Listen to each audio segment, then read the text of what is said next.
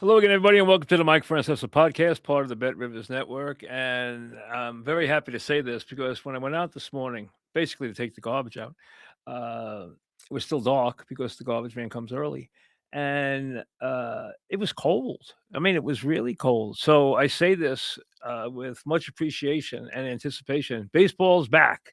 We're ready. Opening day is right around the corner. The Yankees tomorrow night, and I know and I don't want to do a whole dissertation on this because there's no way to stop it in what's going on right now in the world of television and sports.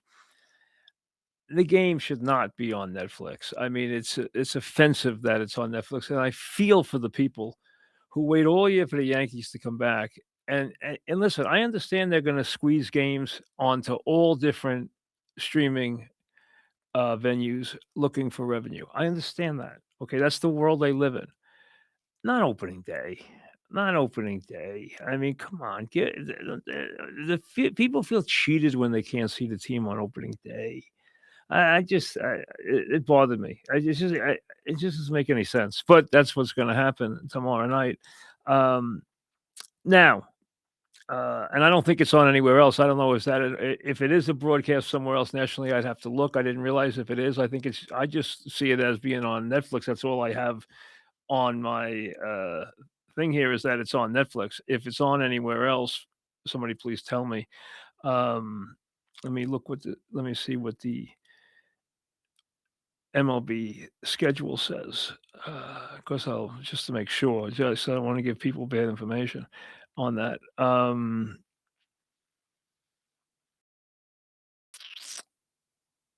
8:05,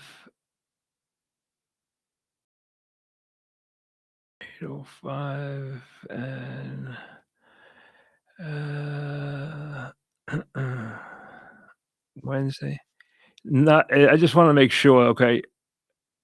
No, I have it listed only on Netflix, so that's it.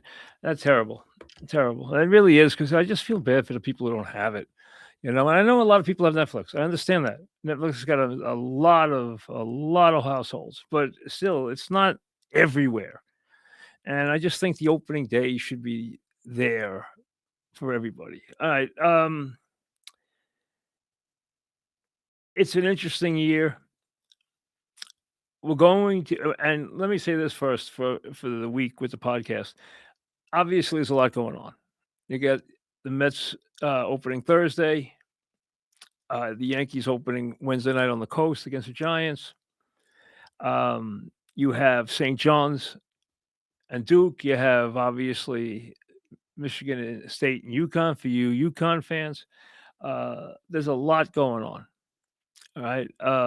It's going to be a busy week. So the way we're going to do this is today we're going to get to the over-unders and talk about the Yankees and Mets openers, and their opening day rosters. Um, we're going to do the Mets in depth tomorrow because let's be honest, the Yankees didn't make, as we know, that was the point of contention all winter. They didn't make any changes. They're very subtle, whatever they are, and they're very few. Okay, Dominguez isn't on the opening day roster. We know that. All right. Hey, I think he needs to play every day. I'll get into him in a minute. Um, but the Mets is a whole new team. I mean, it's a complete overhaul. So we'll do that tomorrow. Uh, we will be there with you after each day of the regionals, Thursday night, Friday night, Saturday night, Sunday night. We'll be on right after the St. John's game because we got 35 minutes to the UConn game starts after the St. John's Duke game. So win or lose, we'll be right there afterwards. Then you can go watch UConn if you want it that quick. If not, it's there for you later on. Um, we will preview St. John's Thursday night when we talk about what happens on Thursday with the Thursday games.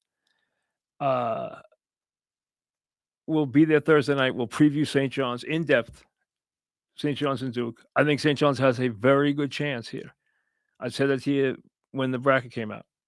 Um, I didn't mind playing them. There are teams out there I don't want St. John's to play. That's not one of them. Michigan and Arizona would be two, but that's true of anybody playing those guys. Although Arizona better be careful with Arkansas, the way they're playing right now and the way that A-Cup is playing. They better be very careful with that game.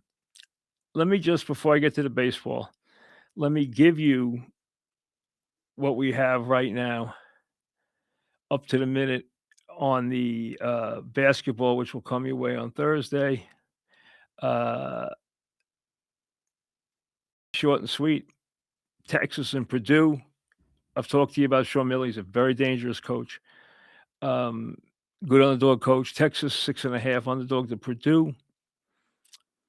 Um, Miami let the game get away from them. Miami could play with Purdue. They just let that game get away from them. Iowa and Nebraska, which is going to be a complete toss-up. I don't know the Iowa coach. He's a Division II coach who's obviously Ben McCollum does a great job there. I know the Nebraska coach well, and I'm happy for him. Arkansas and Arizona, Calipari, you know, Kentucky ran Calipari out. The reason why they didn't want him to have young teams all the time. John didn't like having older players. He liked dealing and bringing in prize freshmen. They were like, no, we have to go out and get a veteran team and play with an older team. They had a disagreement and they tired of him anyway. So they run him out. The Walton family, which runs Arkansas, there's two big people who run Arkansas sports. They both jumped on John, brought him in, and John's in the Sweet 16 2 years in a row. Last year, he breaks St. John's heart, and now here he is again, getting ready to try and break Arizona's heart in the Sweet 16 game. And he's got one of the great freshman players we've seen in a while in this point guard, Nakoff, who, I mean, he's a pro. I mean, people are comparing him to Allen Iverson. That's rarefied air. Illinois Houston is a great game. The problem for Illinois is the game's basically it's a home game for Houston. They're playing 2.5 miles from the campus.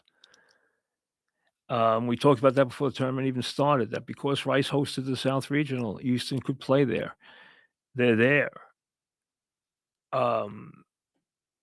Illinois is a terrific team. They're both terrific teams. I think Houston's a little more consistent.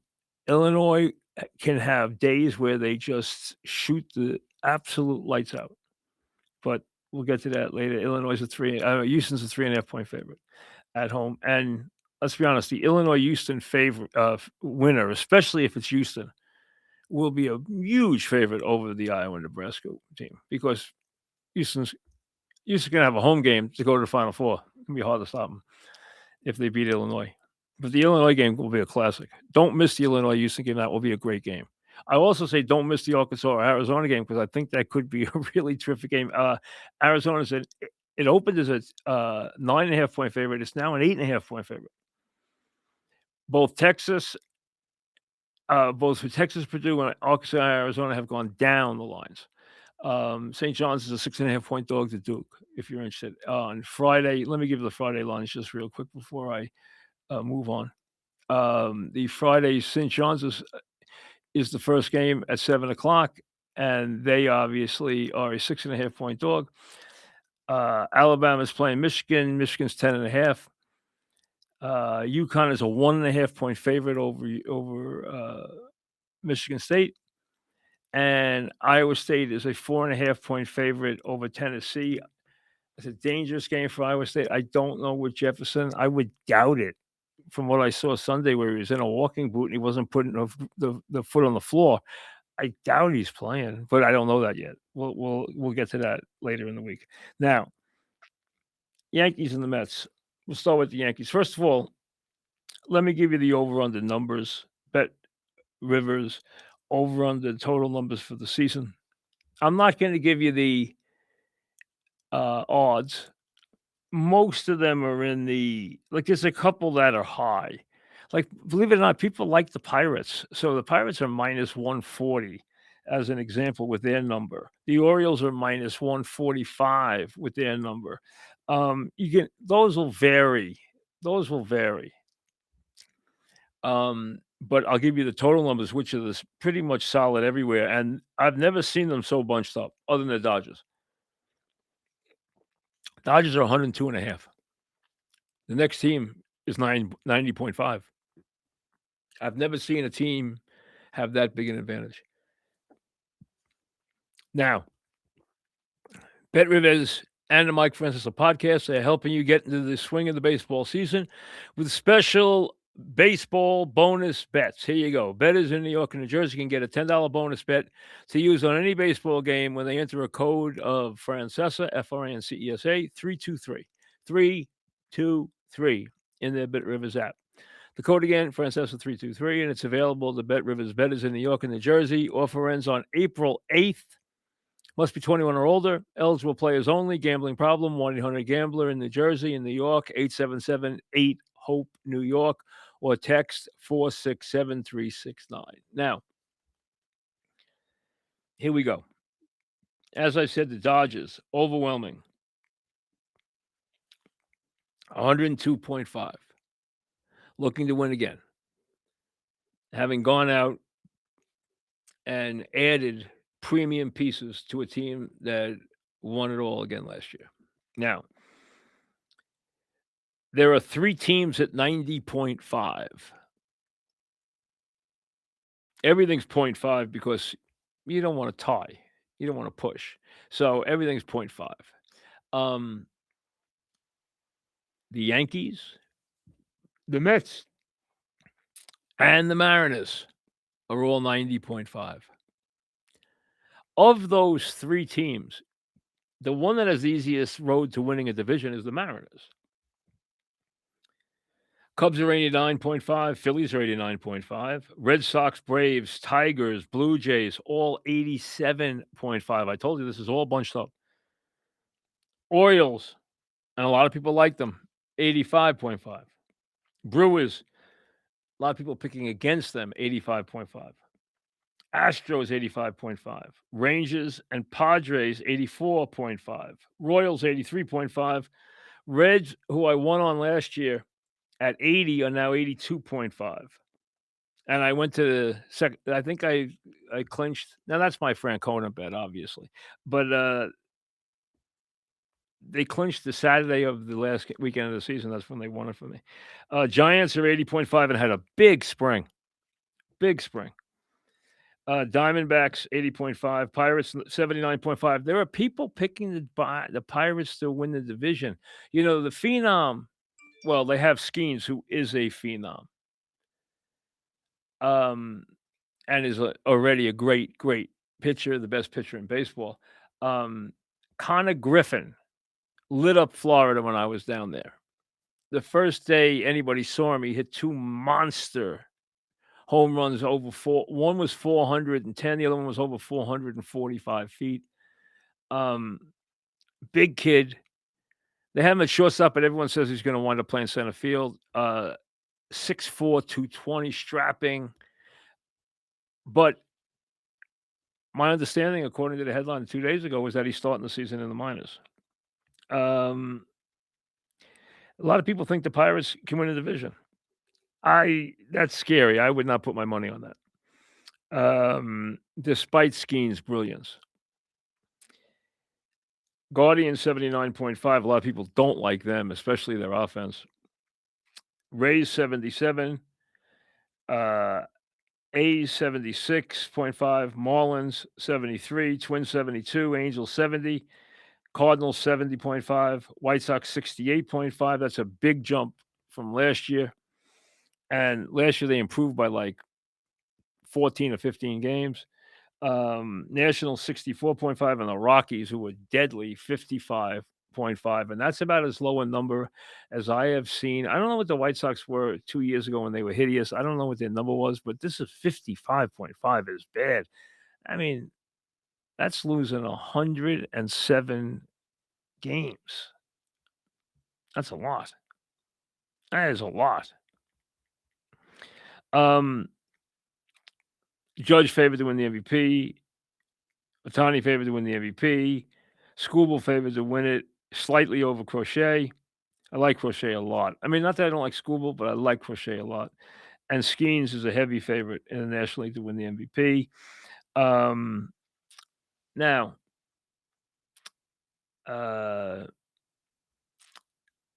Oh, I wanted what I wanted to look at as we started? I mentioned to you that the Giants there's an old adage of taking the team that has a huge spring. Now, springs were different this year because of the baseball classic. A lot of teams had a bunch of players in it. Some teams didn't have a lot of players in it. Um, but what's call it had a huge they had a huge spring training in the Grapefruit League, which is the Florida League. Atlanta went 20-7. The Yankees went 18-12. The Mets went 12-13. In the Cactus League, the Giants lost 6 of their last 10 to finish 19-9. So they were at one point 15-3. That's probably when I looked at them. Now they're 19-9. The Dodgers finished 20-8. What else is new? Hey, the Dodgers are gonna be great. The only question is how many games they're gonna win. They don't need to win 100, but will they win 100? Who knows? You know, they're gonna win going away. We know that.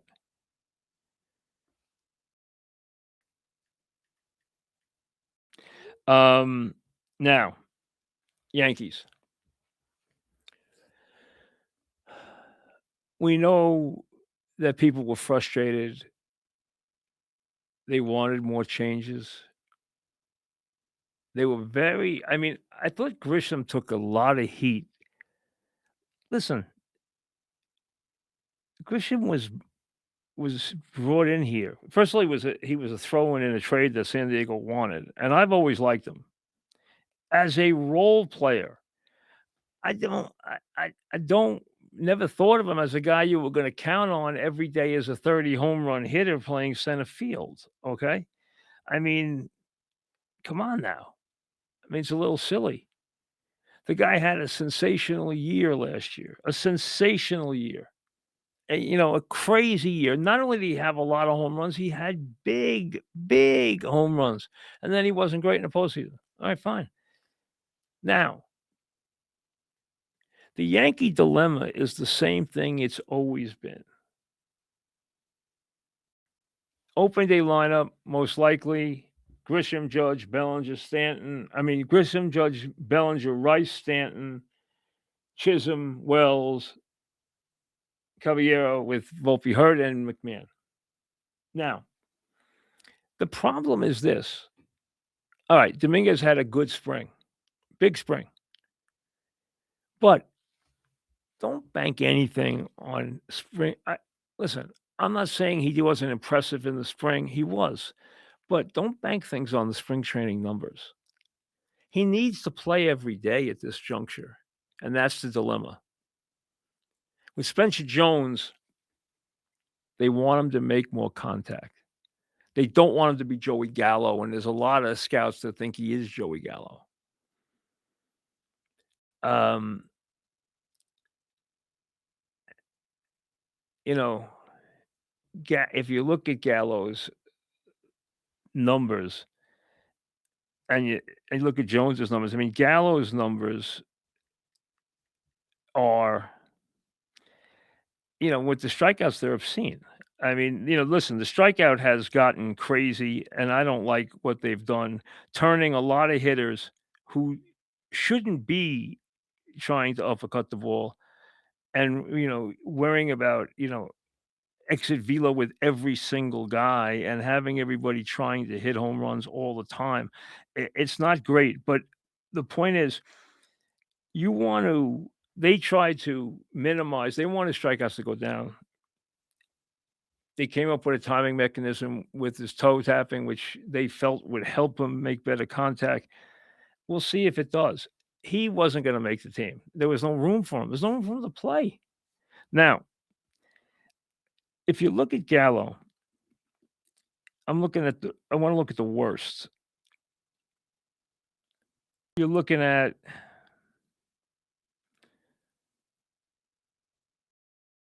213 strikeouts in 500 and 600 at bats, 213 strikeouts. Um, Now a lot of guys strike out a lot, and there's a lot of good players. He struck out 213, he struck out 207. Uh, 2 years ago, he had 300 at bats and he struck out 142 times. That's crazy. That's crazy. Um, that's what they're trying to stay away from. We know he has a lot of power. Now, a lot of people have been forecasting great things for Dominguez. We know that. But I'll tell you, first of all, my problem, and you've heard me talk about this before. Well, it's the Yankee problem too. The Yankees have too many DHs. Stanton obviously is an ultimate DH. He came here as a DH. He is a DH. That's all he can do. And he's not even going to be the everyday DH, but when he plays, he has to DH. Now, he's a DH. Dominguez, in my mind, even at this young age, is a DH. He's not a good fielder. Rice is a DH. He's a bat. He's a good bat. He doesn't have a position. You're going to force him at first base. You're going to force him behind the plate. He doesn't have a position. He's a DH. So the Yankees have a prodigious power hitting DH in Stanton. They have a DH, a young DH with power, who hits far better from the left side than the right side. He's got to get his right-handed hitting better. Did that in the spring, but again, I don't use spring training numbers. You don't use spring training numbers. You don't use early April numbers. You don't use September numbers. That's just you don't. You use everything else. Now, Dominguez is a talent. He's going to play every day in the major leagues. Nobody doubts that. I don't doubt that for a second, and I'm not saying he won't. But I don't think he's destined for greatness. I see too many holes. Holes defensively, holes from the right side. Yes, he has power and speed, and we know that. Okay, and people were thinking otherworldly things. Well, first of all, they use Mickey Mantle's name too many times with kids who show immense, a lot of power when they're young, and especially when they show power and speed. Now, the problem is Stanton is full-time DH. Rice should be a DH. Dominguez, to me, when he plays, should be a DH, and you'd like to give Judge some rest and make him the DH. Now, the problem is if Grissom doesn't hit early in the season, they're going to make him the fourth outfielder and bring Dominguez up, play him in left field, put Bellinger in center. I don't think you're going to see the days anymore of Judge in center. Bellinger in center, and then obviously Judge in right. I don't think they disrupt Judge. I think you put Dominguez in left and play Bellinger in center, and then you use Grisham as your other center fielder, play him two. He's always going to play 2 or 3 times a week or 1 or 2 times a week. He could lose his everyday job. I never thought of him as coming here and being an everyday player. He just had a great year last year. And he can play defense. So I know Dominguez bothers a lot of people. And listen, have the Yankees handled that right?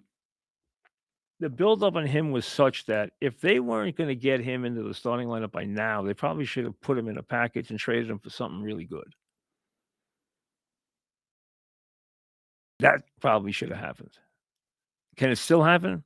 Well, the problem is you got to get him in an everyday situation first. To bring him here and play him once a week off the bench isn't fair to him. And it's not the way you're going to accentuate value if you want to deal him. But I don't know if I think the Yankees still flirt with the ideas that he could be special. I'm less enamored that way with him. Now, the Yankee team is going to hit a ton of home runs. We know that. The problem with the Yankees is they're always going to kill bad teams, bad pitchers, and bad bullpens so that they knock a pitcher out in the 2nd inning and they're playing a bad bullpen. You know that game's going to 14. Doesn't prove anything. It's a lot of stats and not a lot of bang for your buck, and they do that a lot. The question is, can they get the ball out of the park in the game when they need it? Can they get the ball out of the park against the good pitcher and the good team? I'm not against them getting the ball out of the park. The question is, can they do that against good pitching? Every good team fattens up on bad pitching. Every big hitter fattens up on bad pitching. We know that. That's the way it works. When you have guys coming out and you have your A reliever coming out, he's hard to hit. Now, I know a lot of guys are down on McMahon because of his and he looked bad at the plate last year. Really bad. Good pitches made him look sick. I'm hoping for a better year out of him. I'm hoping that he comes here, relaxes. Now, he he solidified that infield. He did a great job in that regard. He made Volpe relax and be better. He made the entire infield better because he isn't good at third base. He is terrific. Now, you're talking about listen, the Yankees have had some unbelievable third basemen. If you go back, as I do, to the days of Cletus Boyer was a magician at third base, even more flamboyant than Brooks. Not as consistent as Brooks. He would make the occasional error where Brooks was just a vacuum cleaner. And I'm not saying Brooks didn't make great plays, he did, but Boyer made mind-boggling plays at third base.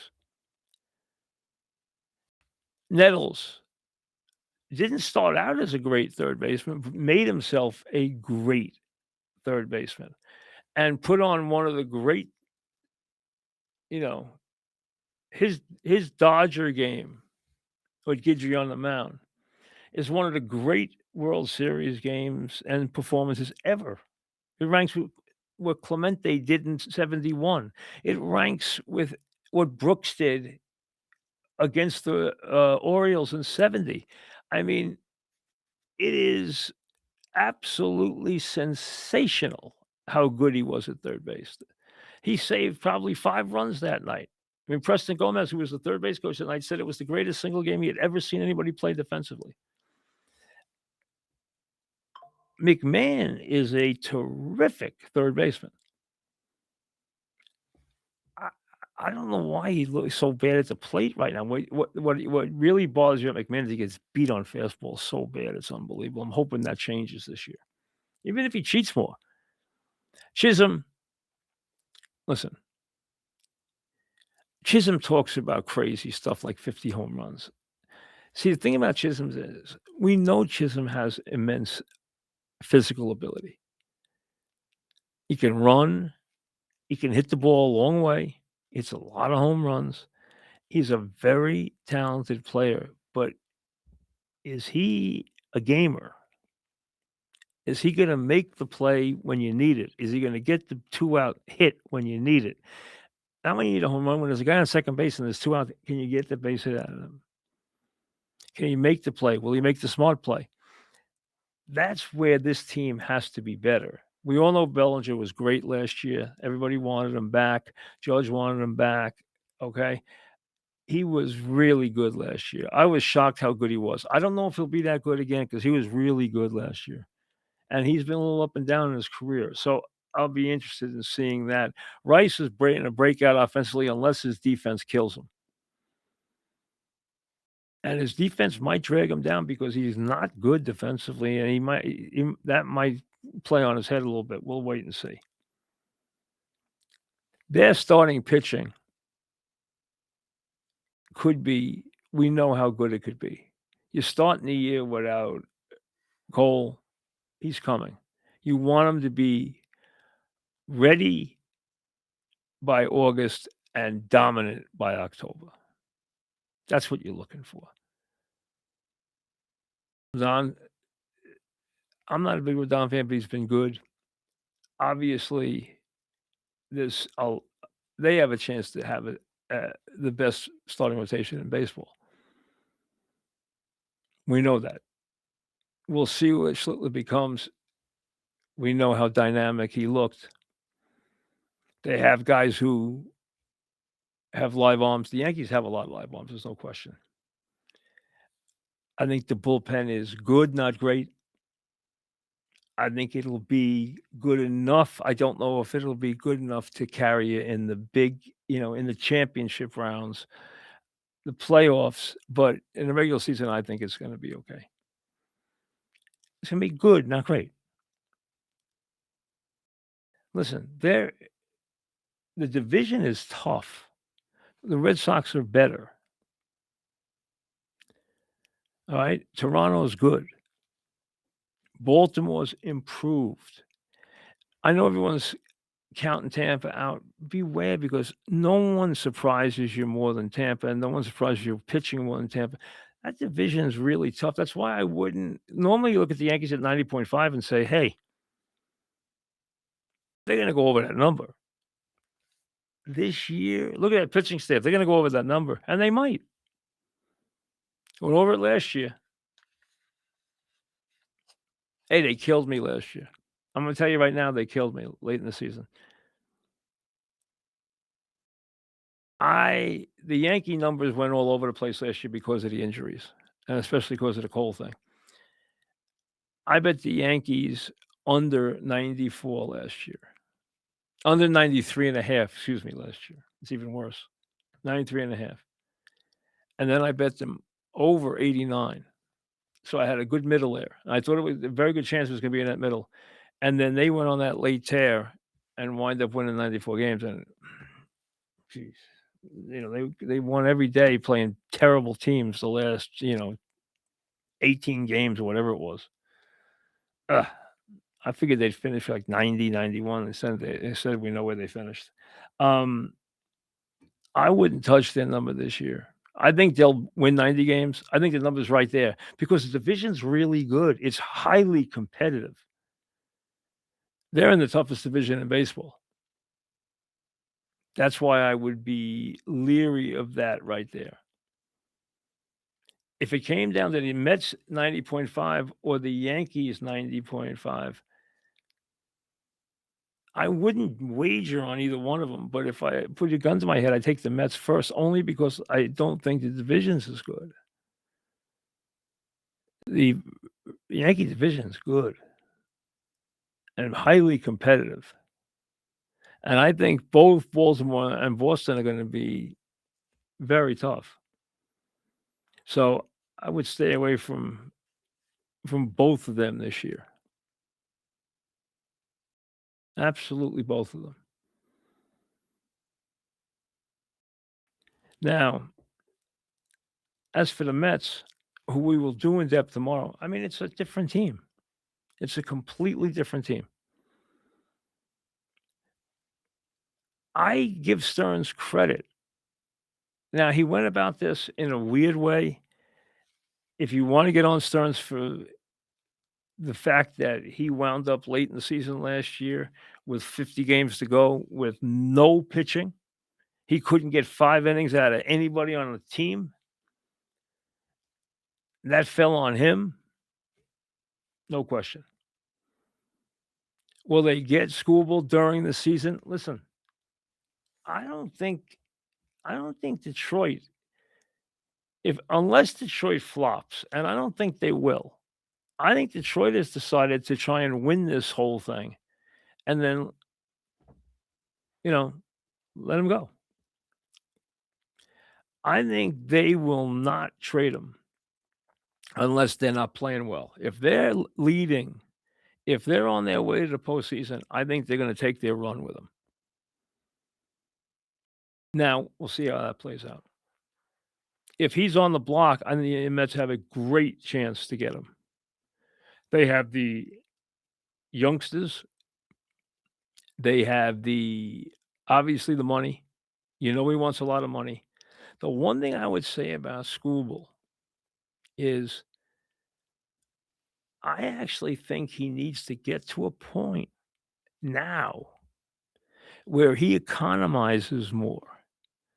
You don't have to strike every batter out. If you can get 2 pitch at bats, it keeps you in the game. Your pitch count's not 115 in the 6th inning because you're going 3-2 on key guys, because they're fouling off pitches and you're trying to strike everybody out, and you do strike out a ton of guys. I understand that.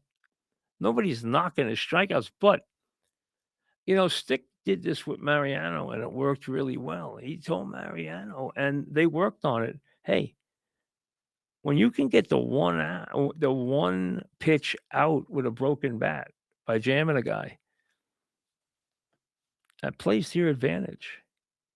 And I know that this was a big thing with Gene Michael and Mariano years ago, and I think it made Mariano even better because economy of pitches with a top pitcher works well. It means no fatigue. It means you get him on the mound longer. You get the closer who can go 2 innings in the big spot.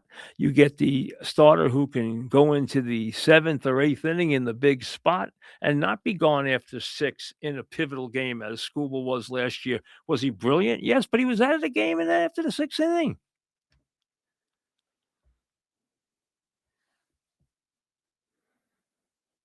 That is very tough. The mid pitching, their starting pitching, they got a couple of guys at the top who should be very, very good. I don't know what they're gonna get out of Senga. I'm not gonna try and figure Senga out. I don't know if he can pitch on 5 days. I don't know if he'll stay healthy. I don't know if he'll keep himself in pitching shape. I don't know what's gonna happen with him, and I'm sure their patience is wearing thin. But obviously, they have some terrific young pitches led by a guy who should compete or listen, is a heavy, heavy favorite to win the Rookie of the Year. And with Peralta, they should be so much vastly improved there.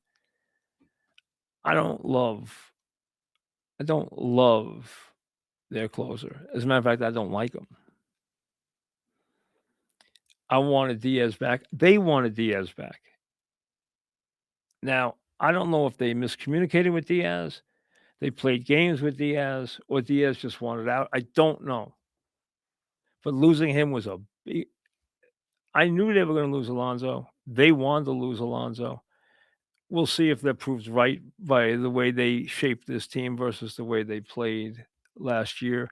Last year, though, was a lot on the pitching too, but listen, they're gonna be a much different team this year, and I think they're gonna be much better in tight games, late in games, defensively, obviously. Um, I like the team they've developed. The one thing I would say is I wish they would give Vientos a chance to be the everyday DH. I know there's not a position for him with Bichette here. And I understand that Beatty's gonna fight him for at bats. Now, maybe Beatty winds up getting some time in right field. The Mets are going with the kid to start. We know that. Cousin Ben just made the team. He's gonna play. We'll see. We'll see how he does. They I think they still could use a veteran RBI bat. We'll see how that progresses as the season goes on. But I think if they I really think if Vientos does not play a lot, it's gonna really hurt him. I'd like to see him get his at bats every day. I think he will be highly productive. I think he's a DH. I think he's a DH, but I think he's a guy who has a lot of power, quality power, quality extra base hit power. I was so impressed by him in the playoffs 2 years ago. Last year, he never got started, and if you look, his numbers aren't crazy bad. I mean, he never got going, and he was down on himself, and it was hard for him to get to a point where he realized, okay, I cannot get out of this year. Let's just make the best of it. That's hard for a young player to do that coming off a good year. I know Torrey always preached that, but you can do that if you go into the World Series and say to the guy, listen, you didn't have your regular season this year. You're not going to put up your numbers, but you can help us win a championship. You can be huge in the playoffs. You could be a hero in the play.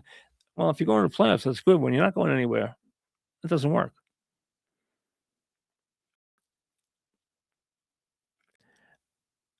I would like to see them give. I know that they also like Beatty, and I went to one spring training game this year.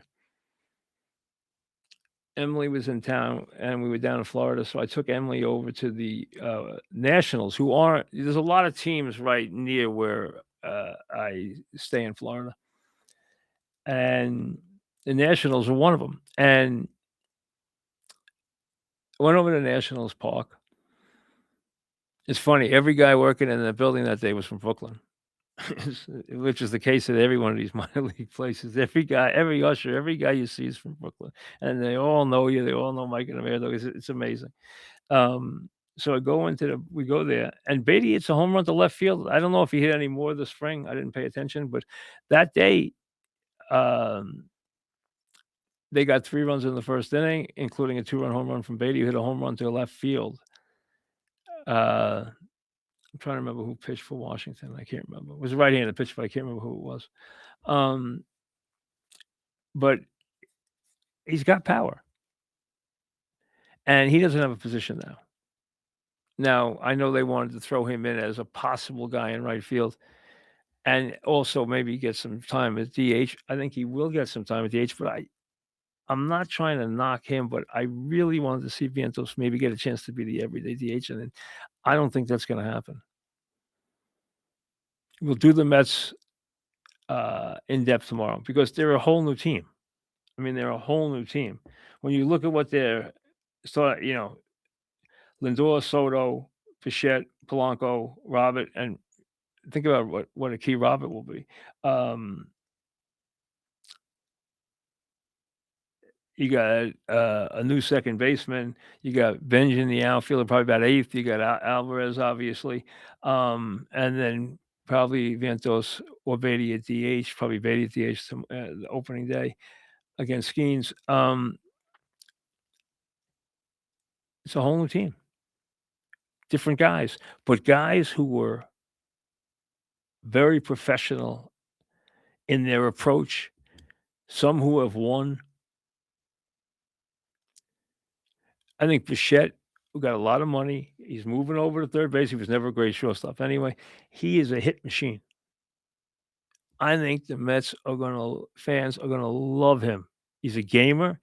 He gets big at bats. He is a hard guy to get out in a big spot. And let me tell you something, that guy can have if he's healthy, he's gonna get 200 hits for the Mets. 200 hits.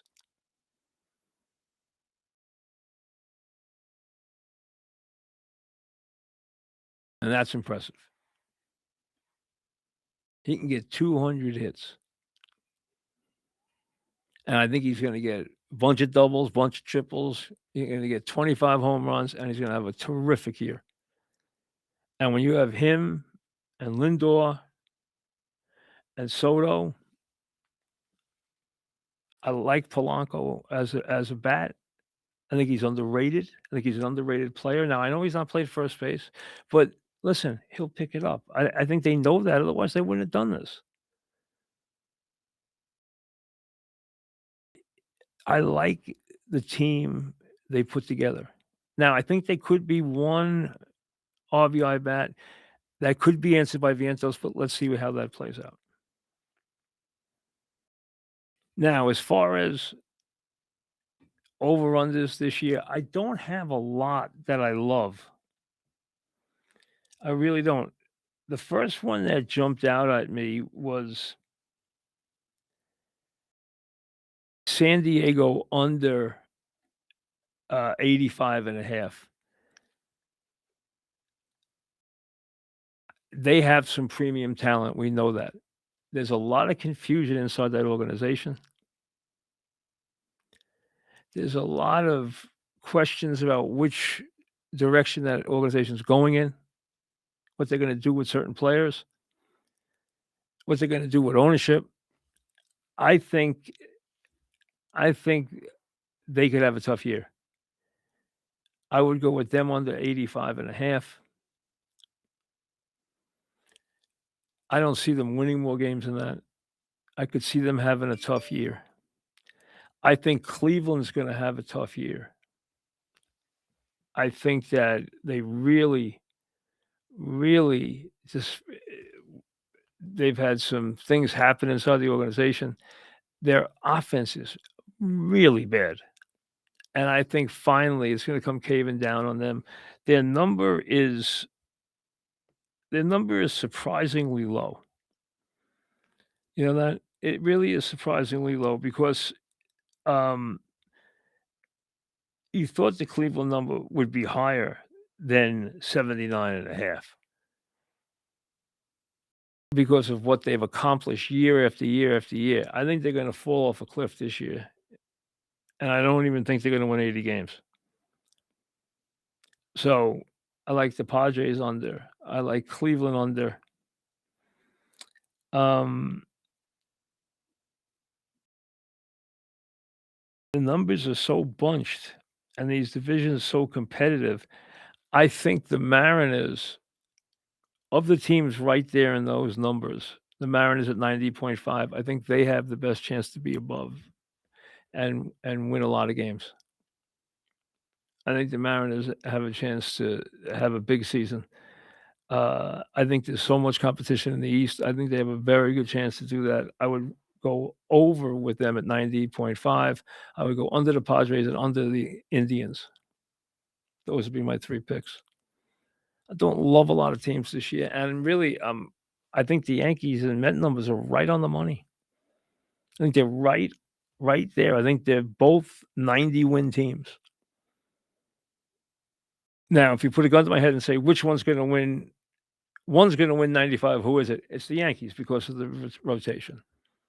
Because there's a chance that the Yankees could put together a sensational when you have Colin Fried at the top of your rotation, I mean, let's be honest, that could be special.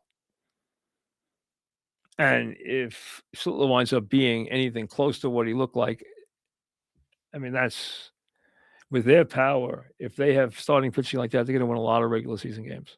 Does it mean they're gonna win in the playoffs? No, it doesn't. Listen, you get in these games, you gotta get timely hits.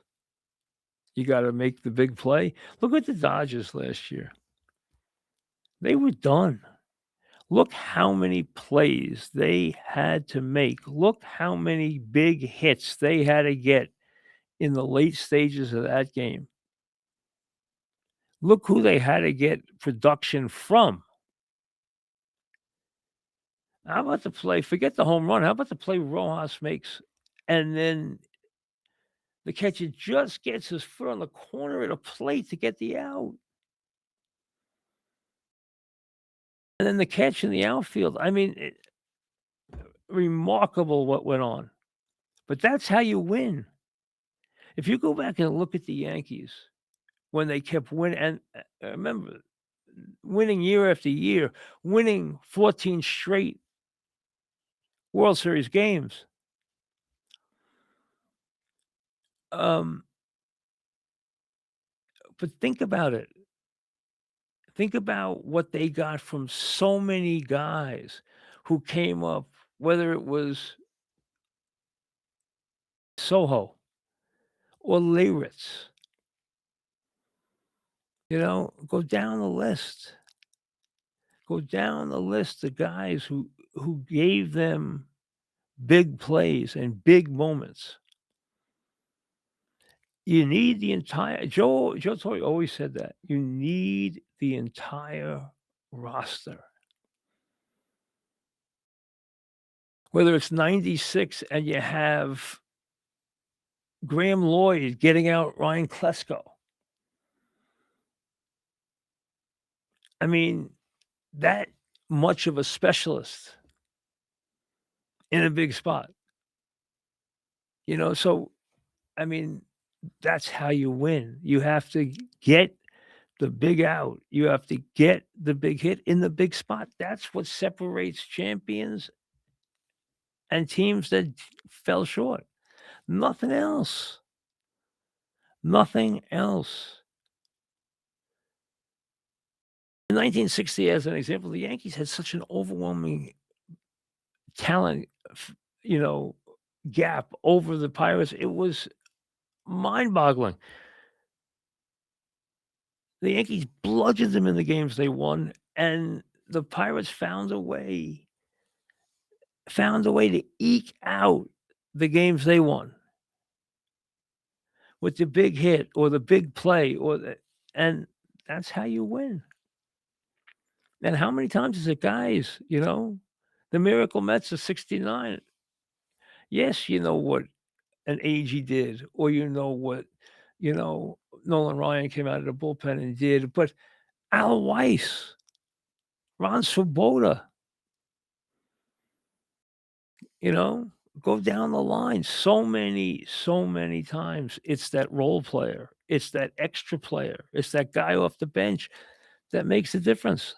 See, because everybody starts the year with a team like the Yankees, and they say, "Oh, you got to win it all. If you don't win it all, that's it. I don't care if you make the playoffs. You got to win it all." When you get in that postseason, you got to be clutch. If you're not clutch, you're not going to win. If you don't get the big hit in the big side, you don't win. Look at the Dodgers last year. They were beaten. They made every play. Every play. Think about it. Who did what? Take it apart and say, how unbelievable is that? That's what happens. That's why baseball has had so many different winners. There's not a randomness, but you can guarantee over the long haul that this roster and this pitching staff can get you to the postseason. You'll be right 90-something% of the time. It does not in any way ensure that you're going to make the big play when that big play needs to be made. Get the big hit, get the long ball, get the big strikeout, get the double play, make the right cutoff throw. Whatever it is, the bottom line is that's what it comes down to in the postseason. And that's impossible to predict year in and year out. Yes, you have to be good to get there. No question. You have to be good to get there.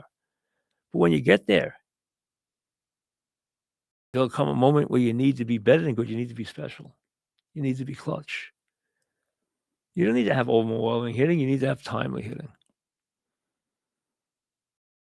You need to make the play when the play needs to be made. That's what it comes down to. That's why it's so hard to forecast. So baseball is about to begin. The Yankees in San Francisco.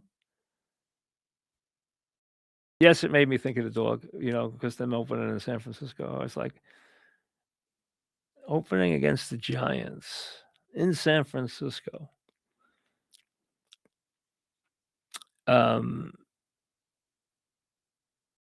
And again, expectations are very high for the Yankees. For the Mets, there's kind of a question mark, but I think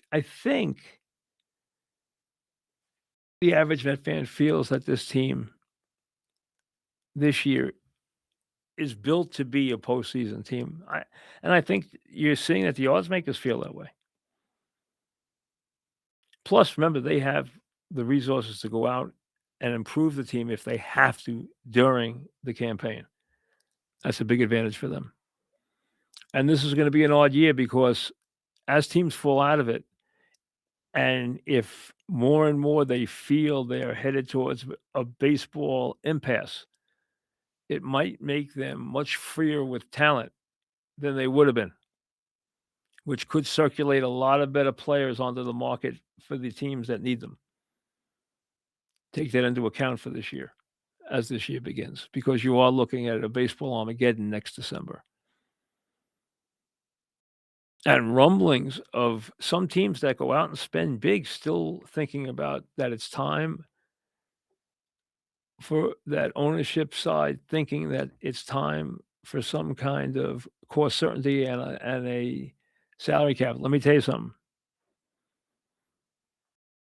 Those are fighting words to this organization, to that players association and its history. Those are fighting words. Don't think they're not. No matter who's in charge. Don't think they're not. We'll see you later.